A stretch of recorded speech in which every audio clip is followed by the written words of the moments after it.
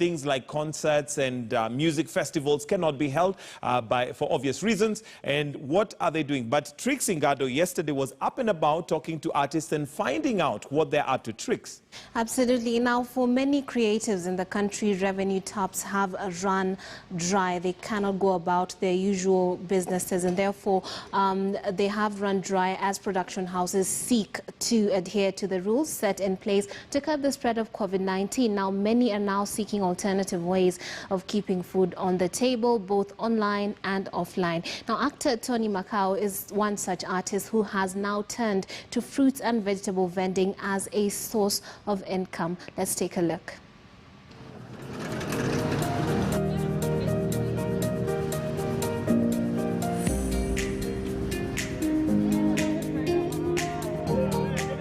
So typically wewe huanza saa ngapi? Mimi urauka saa 11, manake hii soko ukichelewa wazapata vitu bidhaa zimeisha, sio? Okay. Hata utaka bidhaa fresh inabidi unarauka. By 5 huwa niko hapa sokoni. Wow. Naam. Sasa ndio soko. Kama gunia moja. Hakuna kazi. So kila mtu mwenye ukuja kwa market huwa ananunua bag. Lazima sasa uchukue bagi ndio kuweka bidhaa. Okay. Na kama mzigo ni nyingi, kuna watu kubeba huku, unaona unapatia mzigo wako na kubebea. Kama unazabeba mwenyewe unabeba mwenyewe. Okay, so hii unanunua how much? Sasa hii inanunua 30. Alafu na ule pota? Naam. Pota nabeba na 50. Okay. Ama tegemea na pale unapelekewa mzigo. Na how many? Naam. Na labda ni ngapi utakuwa umepeleka? Mimi sasa hii nachukua 2. So nilichukua ya kwanza, sasa hii ni ya pili sasa. Okay, sawa, asante.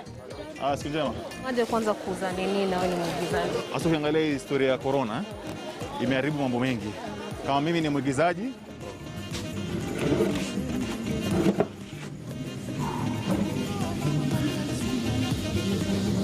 Bwana Dingo, mbona screen saver yako inaonekana kama una mshangao? Si ni ushemegi yako bwana. Tena mimi namwambia niko na wakili hapa. Nachelewa kidogo lakini aniamini. Unajua tayari ashakuzoea kuwa wewe kutoka kazini straight nyumbani. Lakini hii siku moja tu. Tena mimi nilikwambia wakili, mwaliko wako utaniletea maneno. You know what Bwana Dingo? Hawa wanawake ukiwacha kila kitu wafanye ambao wanataka wao, watakuingia akilini wa kuvuruga. Sasa hii corona waona vile imefanya mambo Hakuna wageni wanaokuja, airport imefungwa, hakuna wageni, hakuna kazi. Haya, tukiangalia upande wa uigizaji, hakuna shoot. Shona, so production house zinafunga kazi. Unaona? Sasa inabidi hakuna hustle. Sasa mimi nikafikiria nini naweza fanya. Okay. Nilikaa nyumbani wiki mzima. Sasa kule kwa nyumba ni kula, kuangalia kuwatch movie na kulala. Kula, kuwatch movie, kulala. How long? Ilikuwa muda gani? Kama wiki 2 hivi. Nikaona maisha haya siyawezi. Nikasema lazima nitafute hustle. Sasa ndio pale mtaani kwetu niliona watu wako na magari wanauza matunda, wengine wanauza vegetables. Nikaona kwa nini mimi nisifanye, maana yake na kigari kidogo. Yeah. So how did you get the guts to step out of your comfort zone and come into a market like this and start selling? No, wow. what I did, I asked the guys I saw selling vegetables in the cars in my estate, and I asked them where they get the stuff. Then they directed me to Marikiti Market. Okay. They told me this is where I'll find stuff with a wholesale price. The experience was hard because most of my roles ni kuvaa masuti. Yeah. Asa kuja huku kuchafu nini, I was like what? Lakini sasa nikasema lazima nijikaze kimwanaume. Yes. Because hata kama ni uchafu, by the end of the day nitapata shilingi yangu. Yes. Na nitaanza kupata daily bread. Lakini hiyo siku ya kwanza sasa ulinunua nini hasa? Nilinunua machungwa. Nilinunua machungwa. Gunia mzima. Alafu sasa polepole nikaanza kuchanganya. Na sales zikafuaje hiyo siku ya kwanza? Siku ya kwanza ilikuwa nzuri, gunia moja ilisha na masaa 2. Alafu siku ya pili nikaja tena sokoni kuchukua, nikaja tena kuchukua gunia nyingine, ikakaa siku 3. Nikaona acha nichanganye. Sasa nikaanza kuuza vitu, nikafanya research pale mtaani kwetu. Ni nini haswa hakuna pale kwa zile vibanda pale. Nikarealize hakuna ukwaju, nikarealize hakuna nazi. Unaona Sasa nikaanza mafikira yakaanza kuja ya nini chengine ambao naweza introduce na ni make sell. Okay. Sasa nikaanza kuuza nazi, nikaanza kuuza ukwaju na juice ya ukwaju. Yaani zile vitu ambazo haviko sana pale mtaani. Na kulingana na research yako ulikuwa right kwamba watu wanataka hivyo vitu? Kabisa. Manake nilipoleta vitu kama ukwaju na nazi, kila mtu aliflock pale. Na manake pale hakuna na watu wanapenda nazi. So for any business, people usually plan ahead. They take loans, they save for the business, they even go and borrow people. Was it just a gamble or by yourself? It was a gamble by myself. Okay. Because now I saw guys selling there, and I went and asked them where do they get their produce. Right. So some of them told me they get their produce from the shambas, but most of them told me I can get the stuff in a wholesale price here in Marikiti Market. So you decided to come. So I decided to come day one, and I did the research, before buying. Yes. Then the following day, I was like, oh, this is a good deal, I'll try. And then the whole day I raukat very early in the morning, and Right.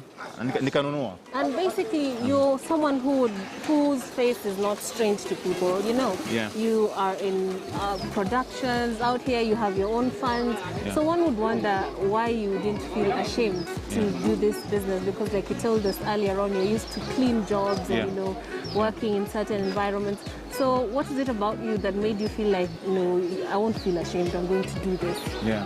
So what pushed me is regardless of me being a celebrity or an actor or somebody who's well known or somebody who does the clean jobs, is because of the responsibility I have. I have a mom who depends on me and my kids. So I said, instead of just sitting or just staying idle in the house, watching movies and sleeping and eating, let me do something, to get something. Right. Yeah. And speaking of that, you told us that right in the middle of a production, you were told that this cannot go on because of COVID-19. Take us back to that moment when your source of income, your hopes were dashed just because there was a virus going around. Yeah. Okay. I was just at home. And I got a call from my boss, who is in my production house, Jiffy Pictures. That's Lulu Hassan, and she told me that we're gonna shoot a very a series, and we're gonna do it in Mombasa. So when I went down there, we go for rehearsals, and we started rehearsals. Then unfortunately, this COVID thing came very seriously, and everything was stopped. The counties were locked down, and we were told about social distancing. So we had to break, and we had to go home. It was really sad, because we had expectations of getting a job and stuff like that.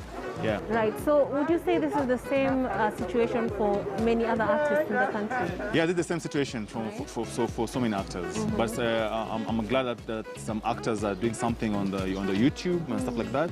Yeah, and it's really hard for some of my fellow actors. Right. Yeah. But then the stuff they're doing on YouTube is not bringing money to the table, is it? Yeah. So the question would be, what is the government doing to cushion artists in general? Because last year, after some musicians got some little money via M-Pesa, it was said that they needed to be cushioned by the government, and steps and measures and a sum of money was promised to artists. Have artists seen this amount of money disbursed? Are they getting any sort of backup from the government? So far, not yet. Yeah. We haven't got any money from the government, but the president promised us, and we haven't gotten it yet. So we're still waiting, and we hope it will come in our pockets, hopefully.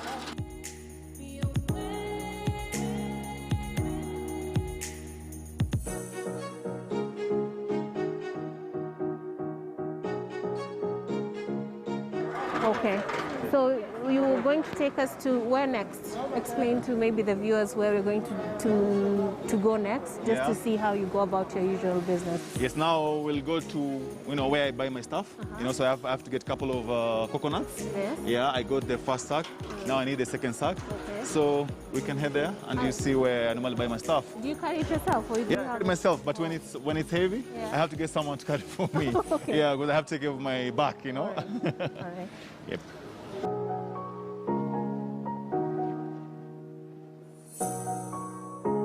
Na hapa ndo mimi huchukua nazi. Every day. Hapa ndo mimi huchukua nazi. Mama jambo mama. Nazi hapa ngapi nazi? Pote hapa. Mama nifanyie bei mzuri mama. Nataka nazi 200. Na maji?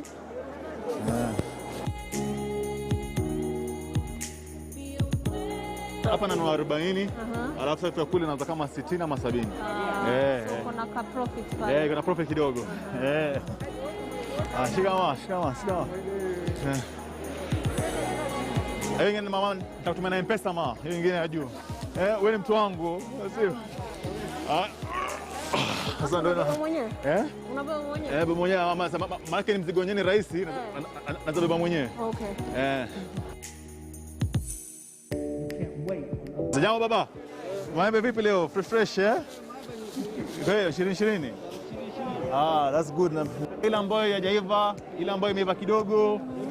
Maana yake sio ni ya kuuza babangu. Na leo nifanye bei nzuri bana. Good.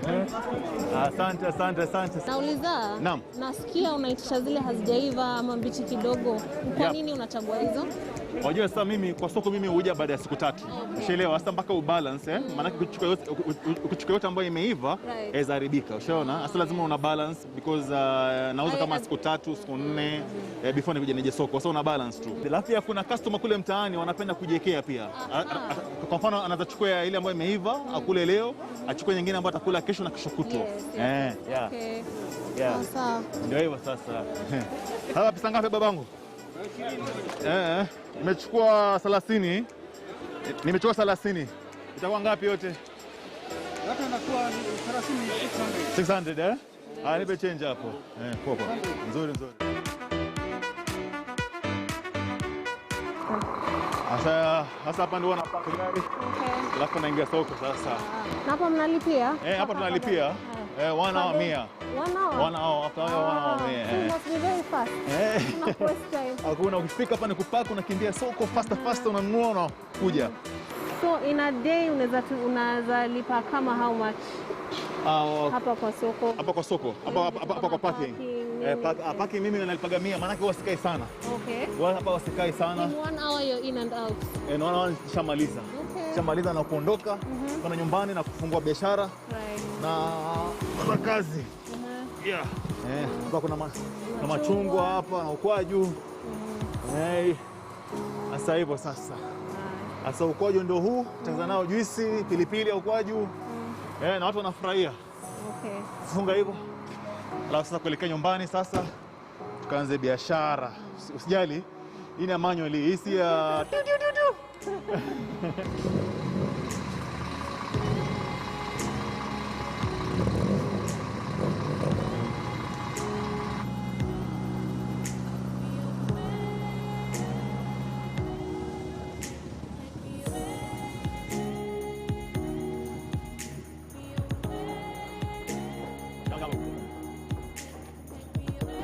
so hapa ndio huwa unauzia? Sasa hapa ndio unauzia. So ni kuongea kufungua hapo. Sasa kwanza kuweka vibandiko. Hizi nini? Hizi ni vibandiko. Okay. Maana sasa lazima nieleze watu nini nauza. Maana hapa niko na vitu mpya nauza. Hapa niko na pilipili ukwaju ambayo ndio hii nimetengeneza. Ready made. Niko na passion juice. Nice. Na niko na pia passion juice pia nazo. Sasa lazima nibandike maana watu hawajui nini nauza. Sasa lazima ni advertise. Watu waone nini ambacho nauza. Maana most of the stuff ambao nauza hapa haziuzwi hapa. Okay. Nime notice kuna vitu wewe una buy directly from the market and there are things you make yourself. Yes. Tell us about those ones. There's some stuff which I make like juices. Okay. I make tamarind juice ambayo we call it juice ya ukwaju. And I also make passion juice and I also make pilipili ya ukwaju. Okay. Yeah, because since I'm born and bred in Mombasa, so I try to bring some coastal stuff. Yeah. Okay. So would you say that gives you an edge over other traders in this area? Yes. So I have a lot of advantage because some of the stuff I sell here, you can't find them in the vibandas around here. Okay. Yeah. Okay. So what do you do to take us through what you do once you get here? Now first of all, the first thing I do is to bandiko. Advertise. Okay. You advertise. Yeah. All right. Yeah, you can handle. Yeah. Show us what you do.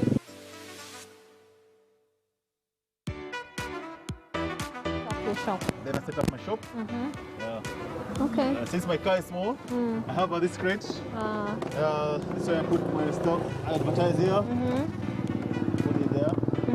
So as you arrange, you can tell us how has the COVID rules and regulations affected how you operate? Do they make it more easier or more difficult?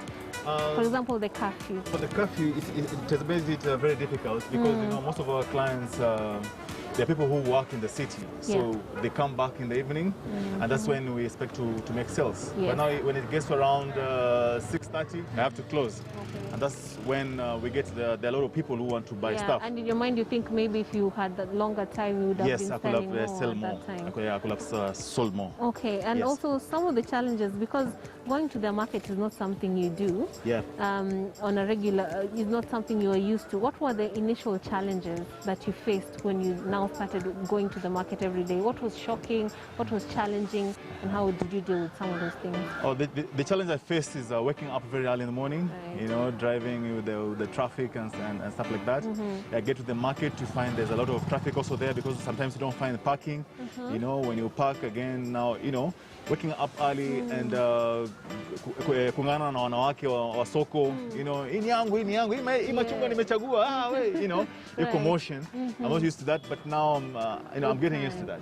Okay. And the heavy burden, were you used to that kind of? No, I wasn't used to that. So the first time I remember I pretended that I could carry it, but going a few meters, you know, it was very difficult, so I had to hire someone to carry it for me. Okay, so and in the evening, I'm sure you get very tired compared to maybe a day on set. Yes. Do you feel the aches and pains when you're back in your home at the end of the day? Yes.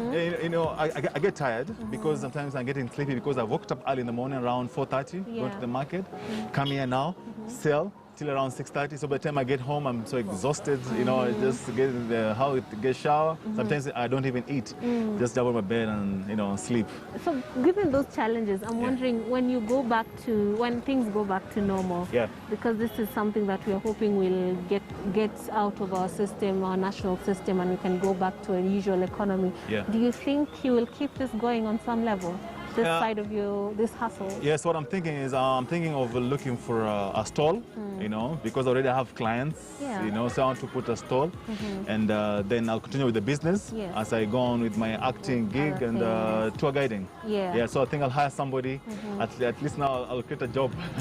For you also. And also it's, you know, I'll spend my business. Yes, you know, and you've only told us about your life as an artist. You also work as a tour guide, right? Yes. Tell me how that was affected when it came to COVID-19 and why you can't now be doing that, because once the productions are over, there's also the side of tour guiding that you can't do anymore. What happened there? As I told you before, I have two careers. I'm a professional. I'm a professional guide, tour guide, and I'm also a professional actor. So this COVID-19 when it came, it really affected all my gigs. Like, for example, now in tour guiding, no tourists were coming in, the airports are closed, you know, camps are closed in Masai Mara and Samburu and everywhere. So there's no tourism at all. Okay, so I was affected. When it comes to production, to acting, we cannot shoot now because, you know, most of our shooting, you know, we come very close and, you know, we have to, you know, we have to adhere with the rules, with the social distancing and stuff like that. So now we can shoot. So I'm really, all my gigs are affected, you know, so I can't go on. So that's why I thought of doing this. Okay, now another thing, your clients, do they recognize you? What's the reaction when they see you out here working? Some of my clients, when they come here, most of them, they're my fans, you know, they've seen it on TV. So sometimes when they come here, they wonder, kuna wengine wananiona wanasema, huyu jamani si yule actor, kwani anauza, kwani acting hailipi ama ni vipi, you know. Okay, some are excited to see me live, but I take advantage because they all come by. Some pretend to come and buy. So actually, they don't need anything from me, but they pretend that they want to buy something. But they stare at me, they look at me. Some they want the interaction, you know, and stuff like that. And by the end of the day, I make a sale. I don't care. Because some think it's an embarrassment, you know, to do this kind of gig. But mimi sijali. By the end of the day, nishapata pesa yangu ya unga, nishatumia pesa nyumbani ya wanangu na my mom wako sawa through this.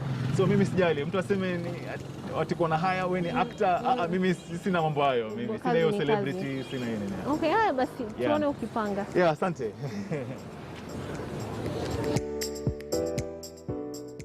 Thank you very much, Tony Macau, for indulging us and putting us, in front of your hustle just to make us know how you do it. And if you're looking for inspiration on how to make a living, maybe that's an avenue you could actually explore and figure out how to make some extra cash while we wait for this whole COVID-19 wave to, go over. But aside from that, we have others who are trying to do some good work. And DJ Linium will be joining us to give us information all the way from Mombasa via Zoom on how they are pulling resources together to help artists who are struggling and creators who are struggling during these harsh economic times that have been informed by the spread of COVID-19. And he is on standby, but before that, we're going to take a short break. When we come back, we'll have that, and also Kim Theru, who's also an actor, telling us how he is making it during these difficult times. Do not go too far. You're watching Morning Express.